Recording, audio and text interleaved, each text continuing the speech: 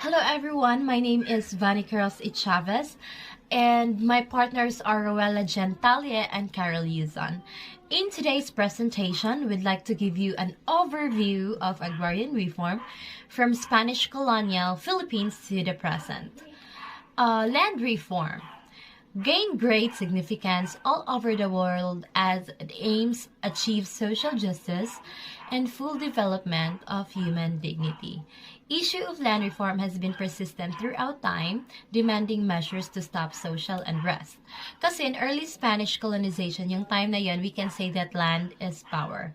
So kung sino yung may hawak ng mas maraming bahagi ng lupa, makapangyarihan siya. Later on kasi naging gold or money, but before, even at some point of time sa kasalukuyan, ang lupa ay kapangyarihan. Worst scenario were observed during the colonial era when the Spanish colonizers introduced new land holding systems to caciques.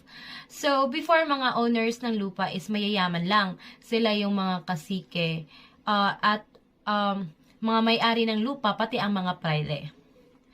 So, introductions of torrent system created serious problems. Torrents during the time of Americans kung saan yung lupa nagkakaroon na ng titulo.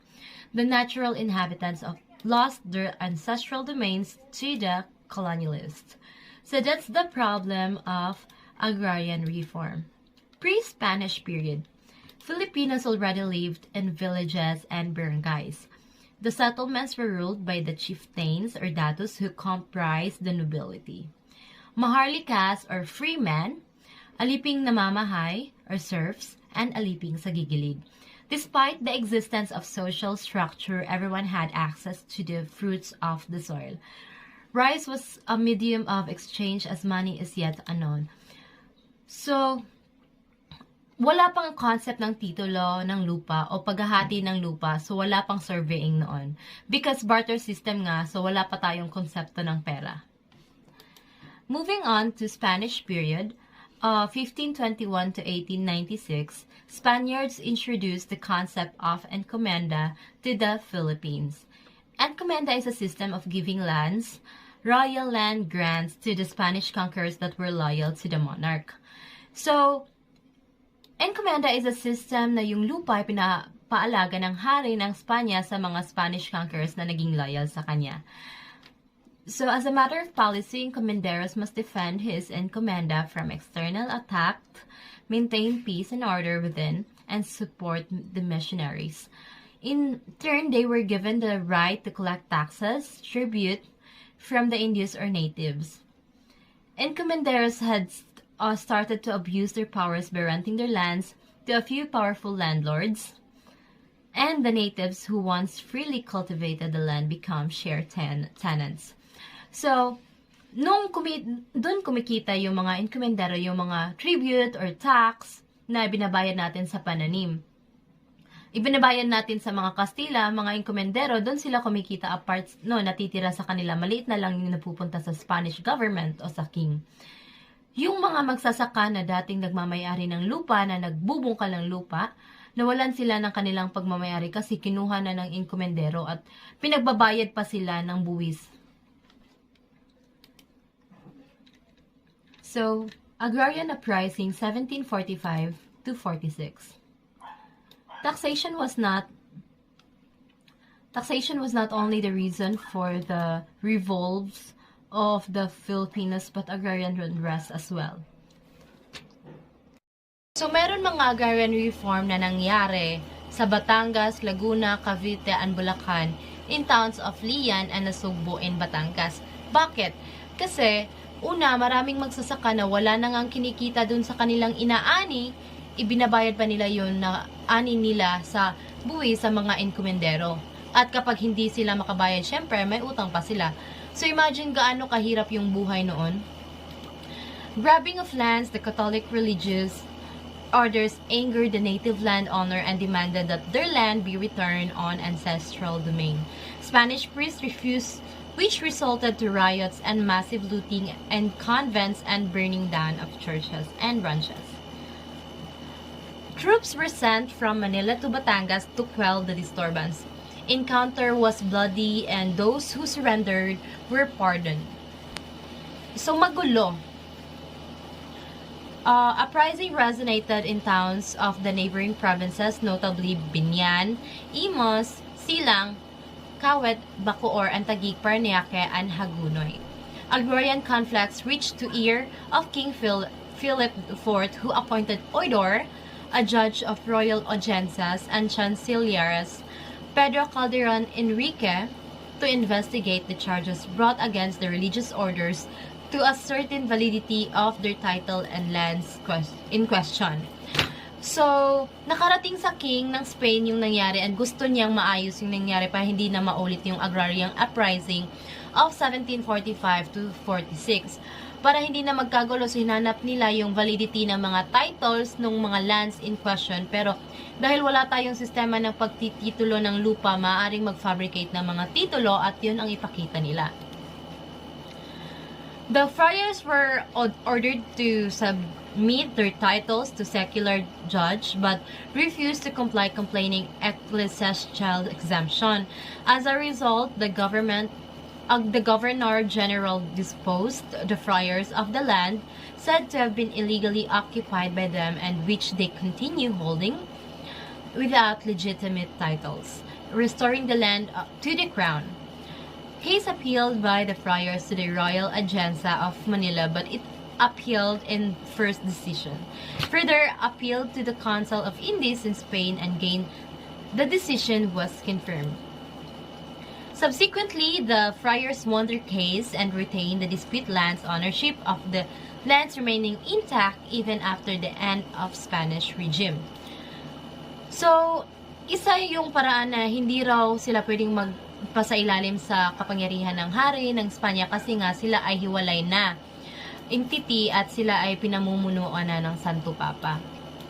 So, naibalik ang sila pamahalaga ang Kastila yung pamumuno sa ibang mga hasyenda sa mga susunod na lugar. So dito na nagkaroon ng problema after ng pag-alis ng mga Kastila. Sino nang hahawak na lupa?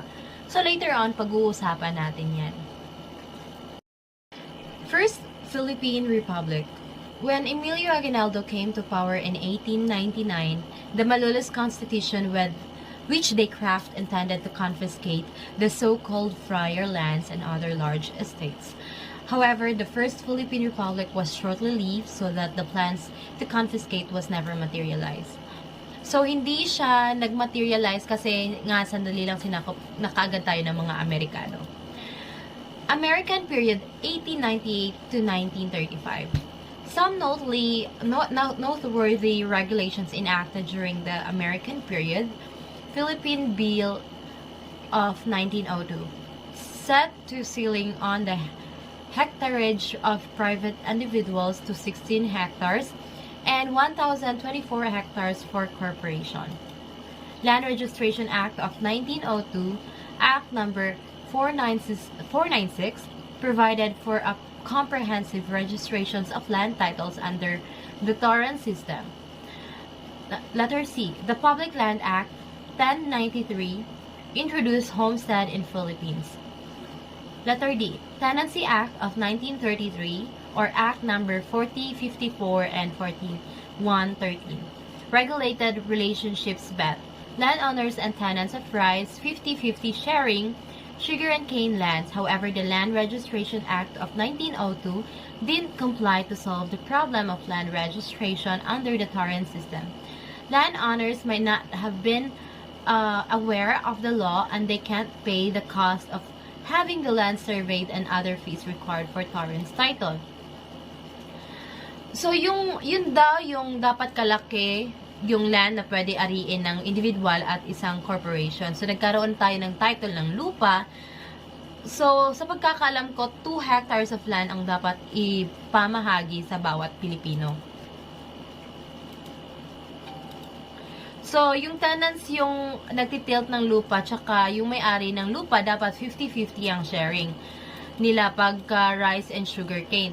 So, yung mahirap na magsasaka, hindi sila makapagbayad ng agrimensor or taga-sukat ng lupa or yung surveyor kasi nga kailangan yan susukatin mo yung lupa tas yun yung ilalagay dun sa title or Torrent's title ng lupa mo para pag-aari mo siya. maraming magsasaka na hindi nila kayang bayaran yung pagpapasukat ng lupa at saka yung mga other fee na required para magkaroon sila ng titulo. Moving on to Commonwealth period, President Manuel, that's 1935 to 1942. President Manuel L. Quezon advocated the social justice program to block the increasing social unrest in central Luzon, and legislation enacted during this period. The 1935 Constitution, which was promulgated for the promotion of social justice to ensure the well-being and economic security of people. The Commonwealth Act number 178 and Amendment to Rise Tenancy Act number 4045 enacted on November 13, 1936 provided for certain control in landlord-tenants relationship. The National Rice and Corn Corporation or NAREC of 1936 established the price of rice and corn and helped the poor tenants as well as consumers. The Commonwealth Act number 461, 1937 specified the reason for dismissal of tenants and only with the approval of the Tenancy Division of the Department of Justice.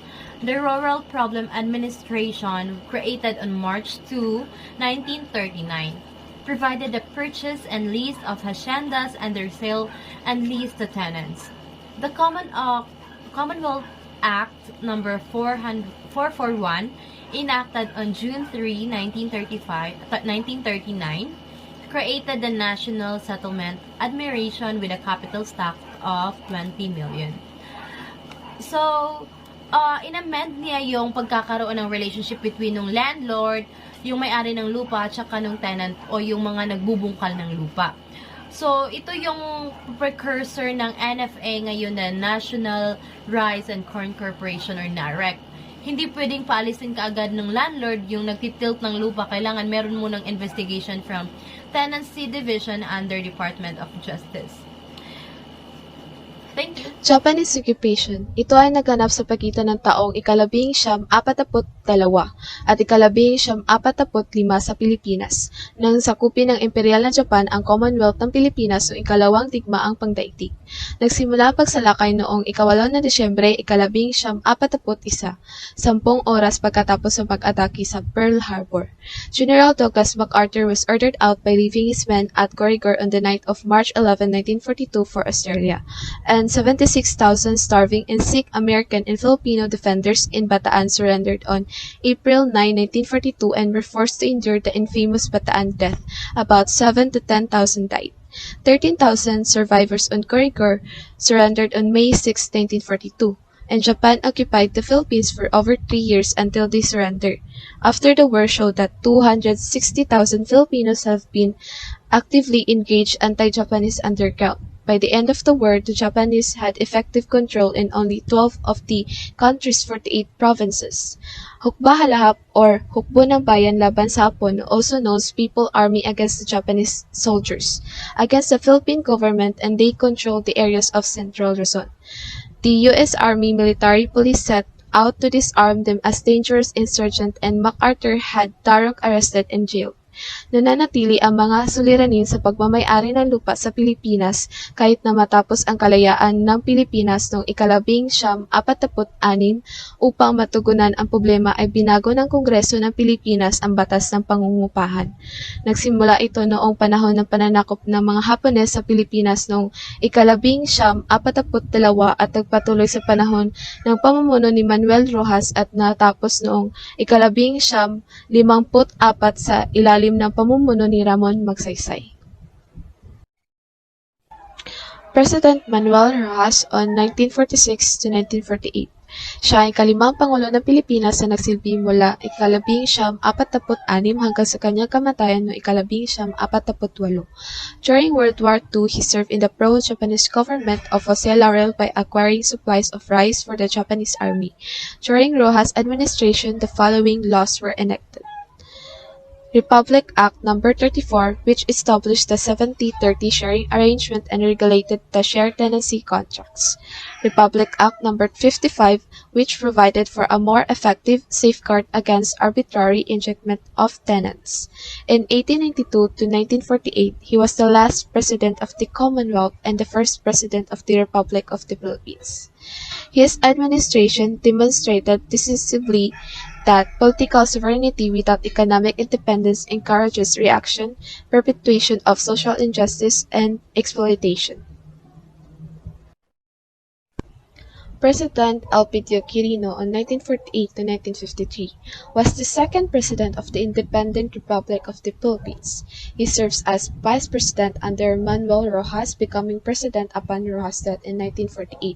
He issued Executive Order No. 355 on October 23, 1950, replaced the National Land Settlement Administration with Land Settlement Development Corporation or LASEDICO, that took over the responsibilities of the Agricultural Machinery Equipment Corporation and the Rice and Corn Production Administration.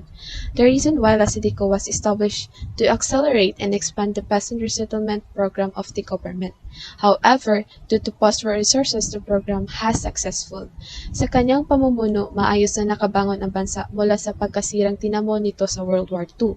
Ngunit sa kabila ng positibong hakbang na ito, nabigong lutasin ni Quirino ang problemang agregaryo at pantay na antas ng pamumuhay lalo na sa malalayong pook sa bansa. Naging mitsa ito ng pag-igting muli ng paghihimaksik ng hukba-lahap. Sa termino ni Quirino, binuo ang Integrity Board upang bigyan ng tugon ang lumalakas na panawagan noon para sa pagsasaayos ng estado ng gobyerno laban sa korupsyon, bagay na nabahira naman sa maging si Pangulong Quirino. Si Quirino ang kauna-unahang presidente ng bansa na sinubukang patalsikin sa pwesto sa pamamagitan ng impeachment process. Sa kabilang ng mga akusasyon sa kanya ang nepotismo at ang hindi paggamit ng kaban ng bayan sa tamang pamaraan. Bagamat hindi napatunayan ito, ang naging nagsulong kay Ramon Magsaysay upang tumiwalik sa Partido Liberal at lumipat sa Nacionalista Party upang tumakbo katunggali ni Quirino sa pangpanguluhang halalan noong 1953. President Ramon Magsaysay on 1953 to 1957. Itinuturing na kasaysayan ang kanyang administrasyon bilang pinakamalinis na pamalaan mula sa korupsyon. Sa katunayan, ikinilala ang Pilipinas noon bilang second cleanest and well-government country sa buong Asia. Tumutok sa pagpapalago ng sektor ng agregaryo si Magsaysay. Kabilang sa mga batas na kanyang isinulong upang maisakatuparan ang kanyang mithiin ay ang pagpapatatag ng Resettlement and Rehabilitation Administration o NARA na nagbibigay ng lupa sa mga walang nito. Higit na itinuon ang proyekto para sa mga rebuild returnees na nininirahan sa Palawan at Mindanao. May 4 siyang batas na ipinatupad. Una ay ang Republic Act No. 1160 of 1954, which abolished the LASEDICO and established the National Resettlement and Rehabilitation Administration o NARA to resettle descendants and landless farmers. It was particularly aimed at rebuild returnees providing home lots and farmlands in Palawan and Mindanao. At ang ikalawa ay ang Republic Act No. 1199 o Agricultural Tenancy Act of 1954, which governed the relationship between landowners and tenant farmers by organizing shared tenancy and leasehold system. It also created the Court of Agrarian Relations na nagbibigay ng seguridad sa trabaho sa mga magsasaka ng lupang hindi nila pagmamay-ari. At ang ikatlo ay ang Republic Act No. 1400 o Land Reform Act of 1955, which created the Land Tenure Administration or LTA that was responsible for the acquisition and distribution of large tenant rice and corn lands over 200 hectares for individuals and 600 hectares for corporation. At ang ikaapat ay ang Republic Act No. 821 o Creation of Agricultural Credit Cooperative Financing Administration, which provided loans to small farmers and share tenants with interest rates of as low 6 to 8%. Unfortunately, he didn't finish his term in the presidency because he died in a plane crash on March 17, 1957, at the age of 49, but many people attended his funeral, more or less 2 million people, and many called him idol of the mass. President Carlos P. Garcia on 1957 to 1961. Siya ang ikaapat na Pangulo ng Republika ng Pilipinas who succeeded the presidency after the death of President Ramon Magsaysay continued the program, and several cases of corruption were found within the government offices during his administration. The focus of Garcia administration focused on economic independence from foreign interests. He maintained the strong traditional ties with the United States and sought closer relation with non-communist Asian countries. Garcia also tried implanting his austerity program in hopes of eliminating corruption in his administration, all the while posterior moral favors to the government leaders and employees. At the end of his term, Garcia was criticized for his lack of program for the Filipino common man, which was the focus of the next president, Macapagal. That is why he lost the election to him. President Diosdado Macapagal on 1961 to 1965 serves as the ninth president in the Philippines from 1961 to 1965. Enacted Republic Act No. 3844 of August 8, 1963, Agricultural Land Reform Code that abolished share tenancy, institutionalized leasehold, set retention limit at 75 hectares, and vested rights of preemption and redemption for tenant farmers, provided for an administrative machinery for implementation, institutionalized a judicial system of agrarian cases, incorporated extension, marketing, and supervised credit system of services of farmer beneficiaries. He worked to surpass graft and corruption and to stimulate the Philippine economy. He introduced the country's first land reform law, placed the peso on the free currency exchange market, and liberalized foreign and import controls. President Ferdinand Marcos on 1965 to 1986 used as one of the basis these disturbances to declare martial law on September 21, 1972. Sa ilalim ng batas militar, naging epektibo ang pagpapatupad ng bagong saligang batas ng Pilipinas. Mula presidential, naging parliamentary ang uri ng ating gobyerno. Naging daan ito upang manatiling pinuno ng bansa si Marcos. New Society o Kilusang Bagong Lipunan was ushered in by the Proclamation of Martial Law, Proclamation No. 1081 on September 21, 1972. Sa panahong ito, inilagay sa batas ang programang Reformang Pansakahan at ipinatupad ang programa sa Reforma sa Lupa. May tatlong batas na ipinatupad ni President Marcos sa programang ito ay ang Republic Act 6389, Code of Agrarian Reform, and RA No. 6390 of 1971 that created the Department of Agrarian Reform and the Agrarian Reform Special Account Fund and expanded the scope of agrarian reform. Presidential Decree No. 2, September 26, 1972, declared the country under Land Reform Program and activate the Agrarian Reform Coordinating Council. Presidential Decree No. 27, October 21, 1972, restricted the land reform scope to tenant rice and corn lands and set the retention limit at 7 hectares. When he declared the martial law in 1972, he claimed that he had done so in response to the communist threat posed by the newly founded Communist Party of the Philippines o CPP and the Sectarian Rebellion of the Mindanao Independence Movement o MIM. On January 17, 1981, President Marcos repealed martial law 6 months after he did so. An election was held in the country after 12 years. Isa si Marcos sa mga pinagbintangang ulo ng pagkakapatay kay Ninoy, na hanggang sa ngayon ay hindi pa napapatunayan ng mga nag-akusa sa kanya. Sa mga panahon ding iyon, lumuluban na ang kalagayan ni Marcos sa panahong ito. Tila tinalo na siya ng kanyang sakit na lupus. Nagkaroon ng malawak na protesta dahil sa nangyari, na naging mitsa naman ng unang People Power Revolution, na tuluyang nagpapababa kay Marcos sa kapangyarihan. Base sa mga taong noong siya pa ang presidente ay hindi siya isang korap na presidente. Ang totoo niyan siya ang dahilan bakit naging maganda ang kalagayan ng Pilipinas. Dahil sa kanyang pakikipag-alyansa sa bansang Amerika, which it gives us a lot of opportunities such as healthcare, hygiene, and schools, etc. In fact, democracy is from America. Kaya masasabi ko din na siya ay hindi corrupt dahil action speaks louder than words na nagpapatunay na siya ay isang mabuti at responsableng presidente ng Pilipinas.